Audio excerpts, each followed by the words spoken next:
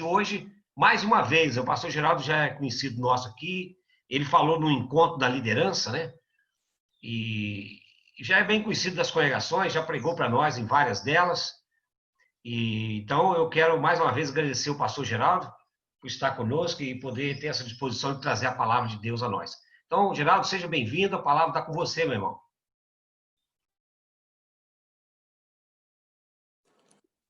Boa tarde, irmãos. Que a graça e a paz de nosso Senhor e Salvador Jesus esteja com os irmãos. Amém. Abra sua Bíblia, por gentileza, no Evangelho de Cristo, segundo João. João, capítulo 4. É uma honra, um privilégio poder partilhar a palavra de Deus com os irmãos essa tarde. Eu queria que você abrisse e permanecesse com a sua Bíblia aberta, por gentileza. João, capítulo 4, 46 a 54.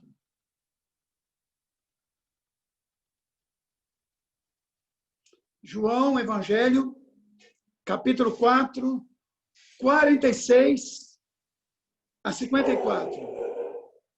Diz assim a palavra do Senhor. Dirigiu-se de novo a Caná da Galileia, onde da água fizera vinho. Ora, havia um oficial do rei, cujo filho estava doente em Cafarnaum. Tendo ouvido dizer que Jesus viera da Judéia para a Galileia, foi ter com ele e lhe rogou que descesse para curar seu filho, que estava à morte.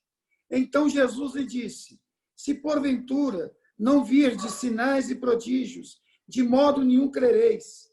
Rogou-lhe o oficial, Senhor, desce antes que meu filho morra. Vai, disse-lhe Jesus, teu filho vive. O homem creu na palavra de Jesus e partiu. Já ele descia, quando seus servos lhe vieram ao encontro, anunciando-lhe o que o Senhor fizera ao seu filho. Então indagou deles a que horas o seu filho se sentira melhor. Informaram, ontem, à hora 7ª, a febre o deixou. Com isso reconheceu o pai ser aquela hora precisamente em que Jesus lhe dissera, teu filho vive. E creu ele e toda a sua família. Foi este o segundo sinal que fez Jesus depois de vir da Judéia para a Galileia. Amém. Vamos orar mais uma vez. Ó Pai, nós te pedimos, em nome de Jesus, que tu unjas os nossos lábios, para que nós possamos proclamar a tua palavra. Que tu unjas, ó Pai, os nossos ouvidos, para que nós possamos ouvir a tua voz. Que tu unjas, ó Deus, a nossa mente, o nosso coração, ó Deus, para que nós possamos, ó Pai, absorver os ensinamentos da tua palavra e para que nós possamos colocá-los em prática, ó Pai, sempre visando a glória do Senhor e também o nosso deleite pessoal. É a nossa oração, em nome de Jesus. Amém. Irmãos, desde sempre, o ser humano tem uma atração muito grande por sinais, por milagres, pelo extraordinário. Nós gostamos de milagres. Nós queremos ser agraciados por milagres. Até aí, tudo normal. Não há nenhum problema em orar para que Deus faça um milagre na vida de alguém que nós amamos, na vida de um irmão. Não há nada de errado em impedir que Deus faça um milagre na nossa vida. Não há nada de errado nisso. Porém, nós não podemos perder de vista que os milagres narrados nas Escrituras são apenas sinais de Deus que apontam para algo muito mais grandioso do que o milagre em si mesmo. Nós não encontramos um milagre sequer realizado por Jesus para satisfazer a curiosidade do povo. Porque o milagre, ele não tem um fim em si mesmo. Milagre é sempre um apontamento para a glória de Deus. E a palavra usada para milagres no Evangelho de João é a palavra sinais, semeon, na língua original. Para nós entendermos o significado dessa palavra, seria mais ou menos o seguinte: você está dando aula em um quadro gigantesco, aí você pega aquele laserzinho e você aponta na direção de algo que você quer dar ênfase. Então, o sinal seria isso, seria esse ponto do laser apontando para algo enorme. Então, quando a Bíblia diz que Jesus multiplicou pães, logo depois tem algo maior. Jesus é o pão da vida. Quando diz que Jesus curou um cego, a Bíblia diz que Jesus é a luz do mundo. Quando Jesus ressuscita Lázaro dentre os mortos, logo depois, Jesus representa: eu sou a ressurreição e a vida. Quem crê em mim, ainda que esteja morto, viverá. Então, todo milagre que acontece na criação aponta para a redenção. Todo milagre que acontece na fisicalidade aponta para a espiritualidade. Não é diferente nesse texto precioso que nós acabamos de ler. Esse texto, creio eu, ser um dos textos mais ricos que nós temos no Evangelho de João. Primeiro, irmãos, porque nós temos um pai aflito, aflitíssimo, à busca de um milagre. Até porque, irmãos, a ordem natural das coisas estavam sendo invertidas. Um pai estava na eminência de enterrar seu filho. Diz o texto que era um homem de posses, um homem conhecido, um homem respeitado.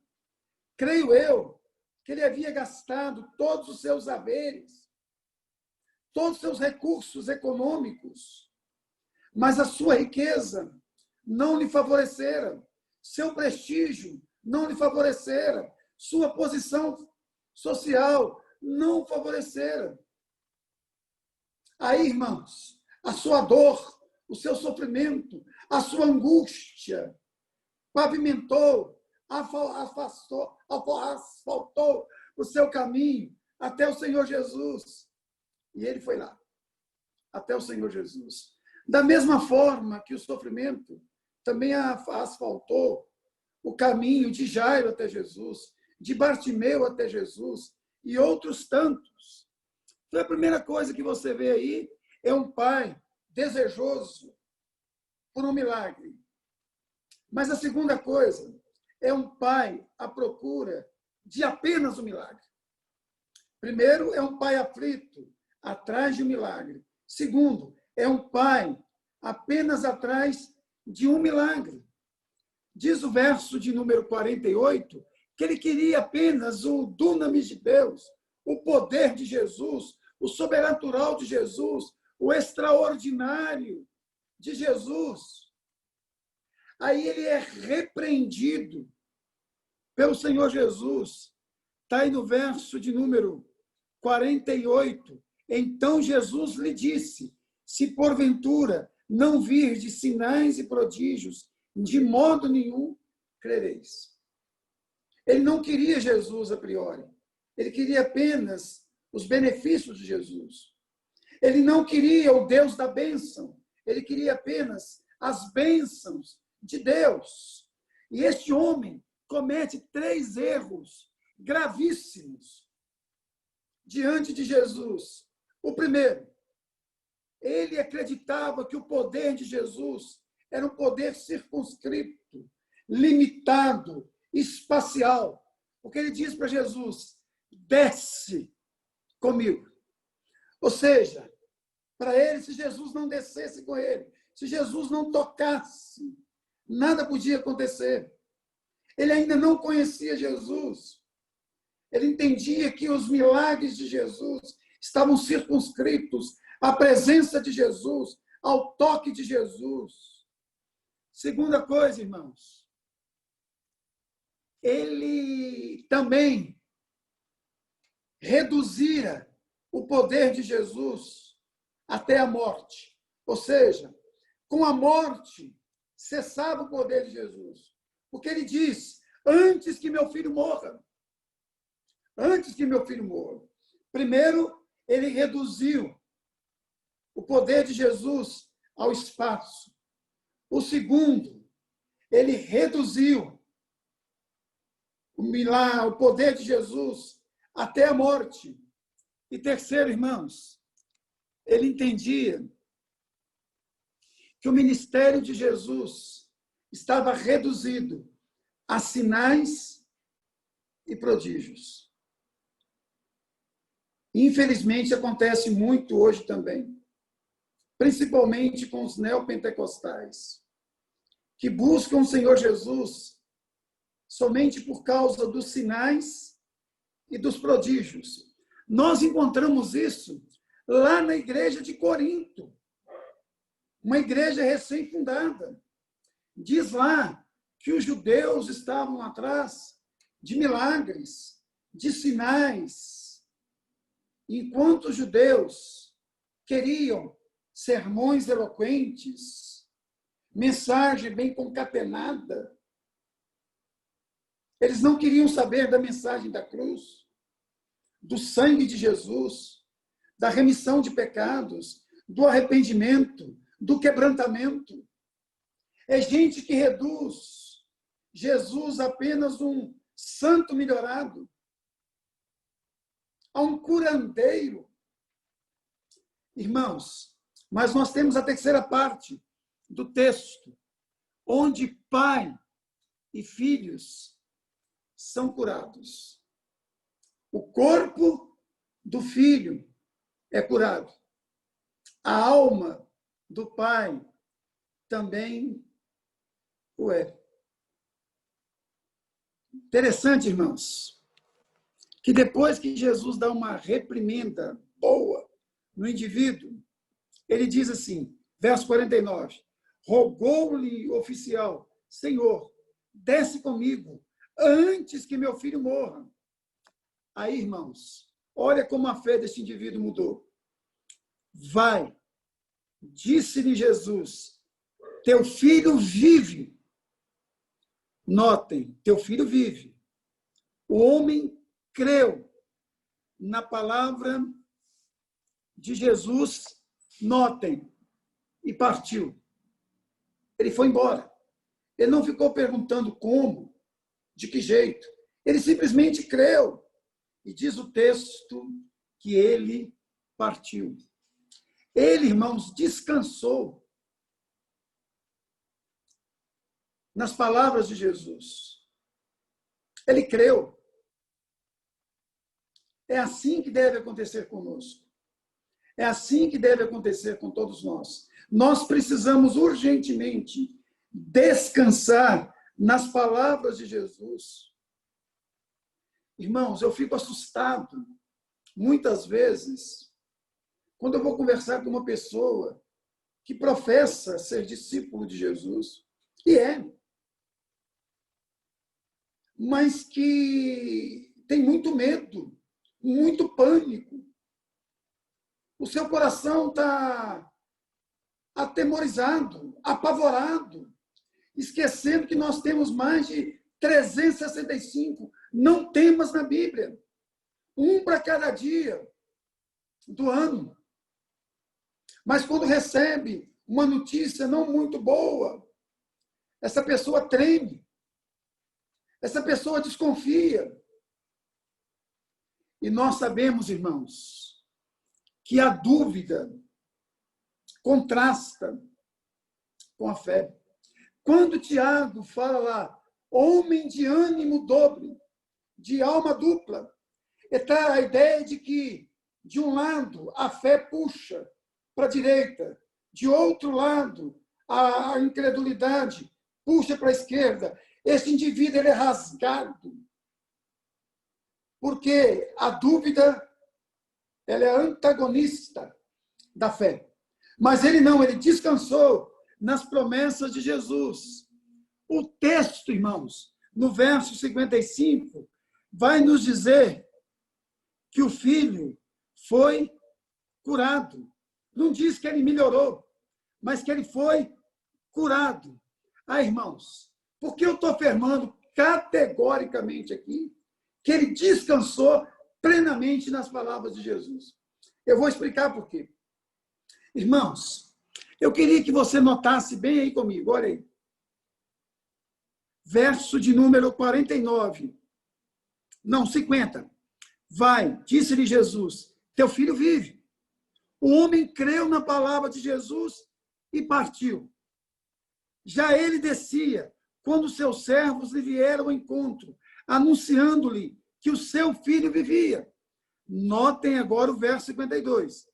Então indagou deles, a que horas o seu filho se sentira melhor. Informaram ontem, a hora 7ª, a febre o deixou. Segundo alguns comentaristas, a distância entre onde o filho dele estava e Jesus, de 30 e poucos quilômetros. Imagine só, ele foi caminhando, cansado, até Jesus. Jesus disse, seu filho vive. Ele não retorna para casa no mesmo dia. Ele descansa. Ele repousa no outro dia, no meio do caminho. 30 quilômetros não é muito não, irmãos. Eu já andei muito, indo e voltando, buscando boi, para pai em Teixeiras, num sítio que ele tem, dá 17 quilômetros da minha casa, 34, ida e volta.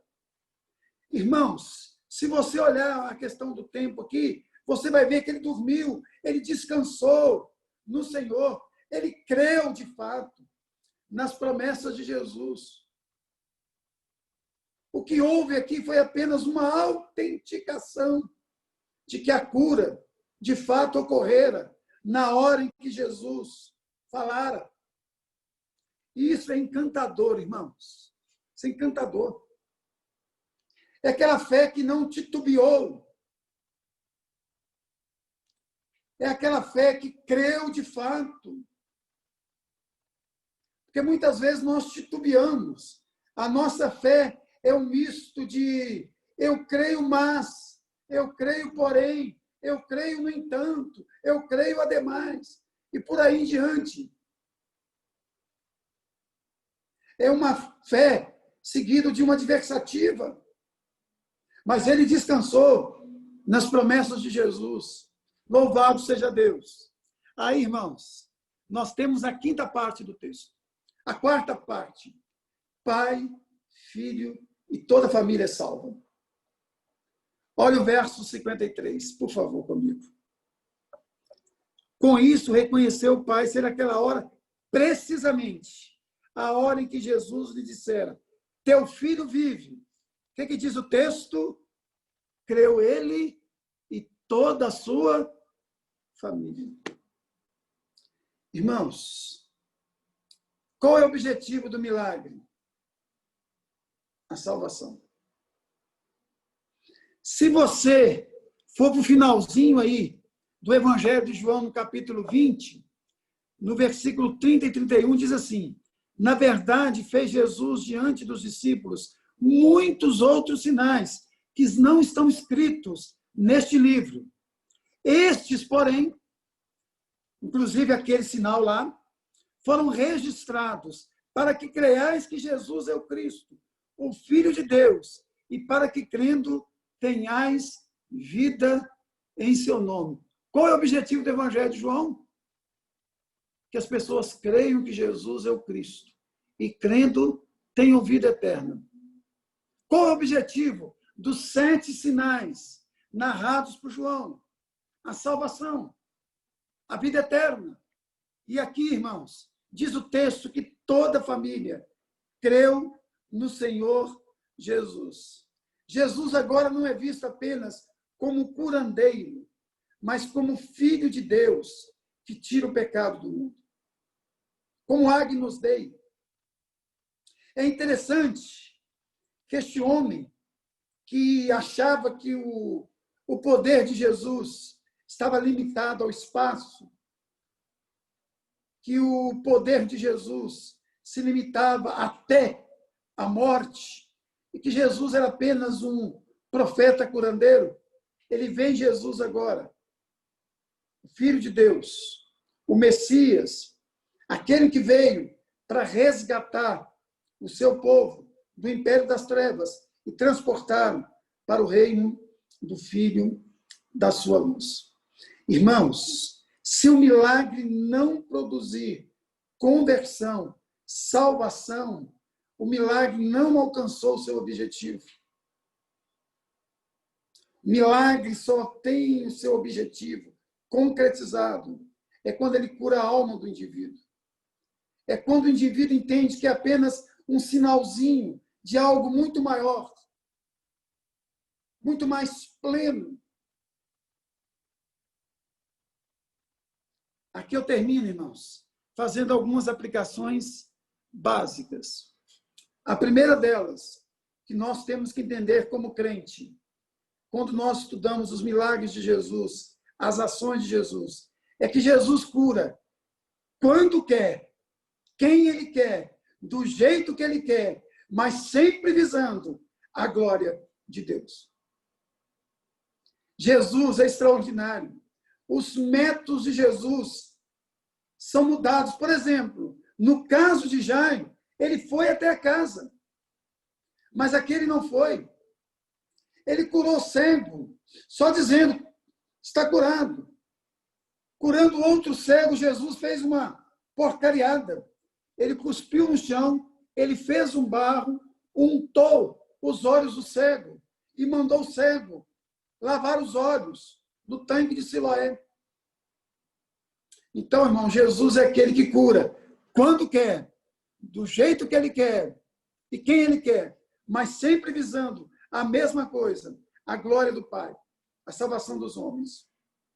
Segunda coisa, irmãos, que nós devemos aprender e anunciar para as pessoas a tempo e a fora do tempo.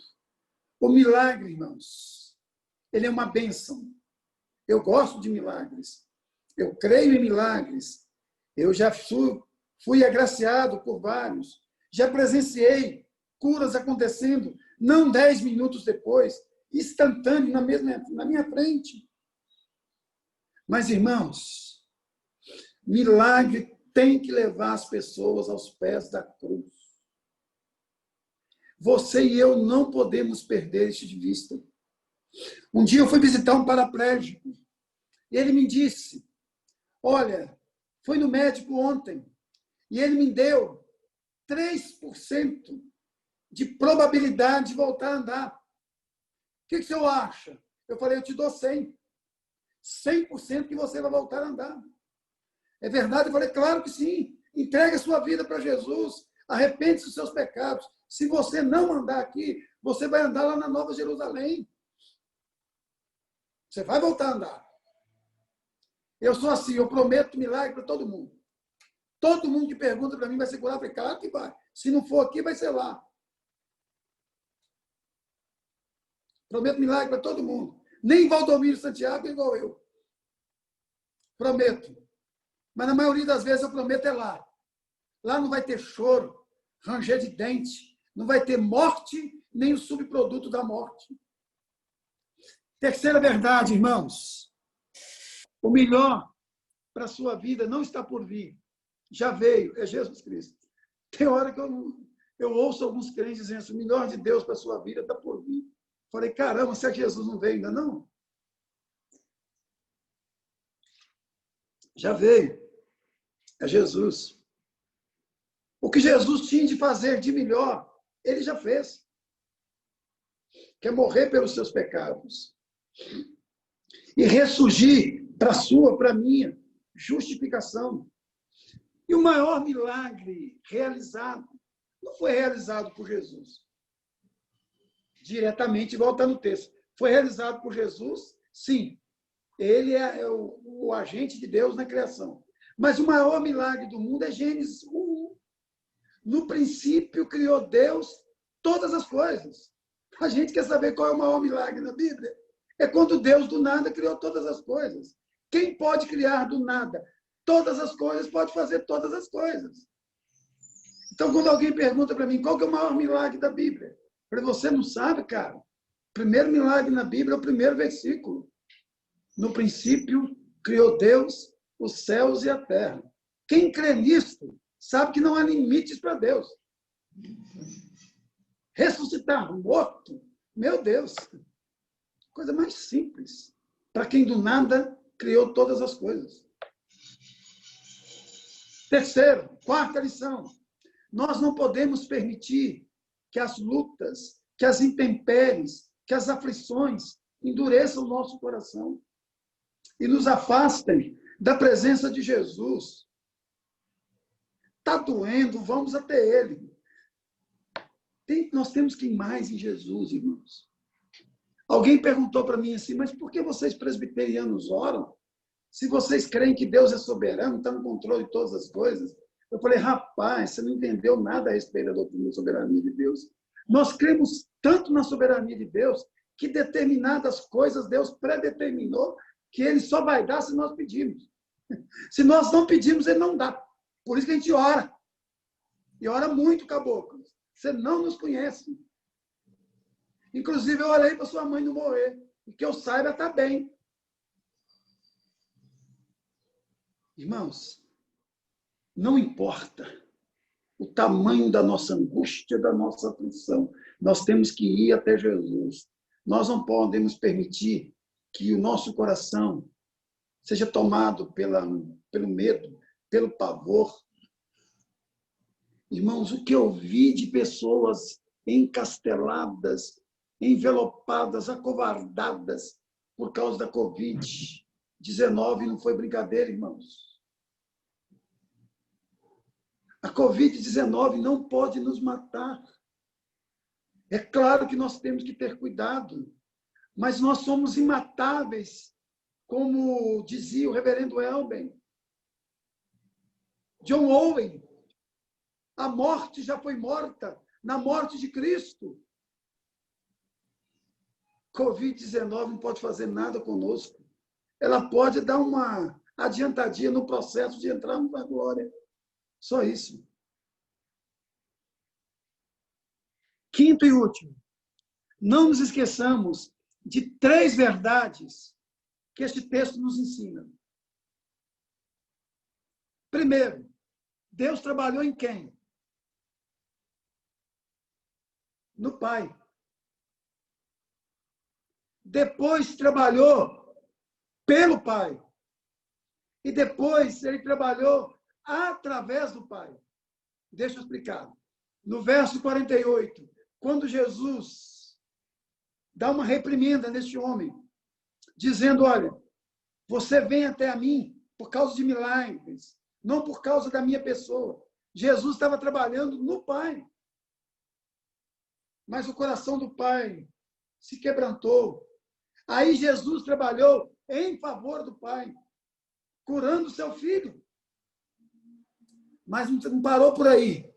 Ele retorna para sua casa e testemunha sobre Jesus. É Deus trabalhando através do Pai. Agora, irmãos, você e eu, Deus já trabalhou em nós, por nós, e Deus quer trabalhar através de nós. E você e eu não podemos ficar inertes diante dessas verdades preciosíssimas. Que Deus nos abençoe muito, irmãos, e que nós possamos, em nome de Jesus, não apenas entender, mas que nós possamos atender a palavra de Deus essa tarde. É a minha oração, em nome de Jesus. E agradeço muito o privilégio de poder passar esse tempo com vocês aqui, revendo a carinha de muitos irmãos queridos. Não é, Sara?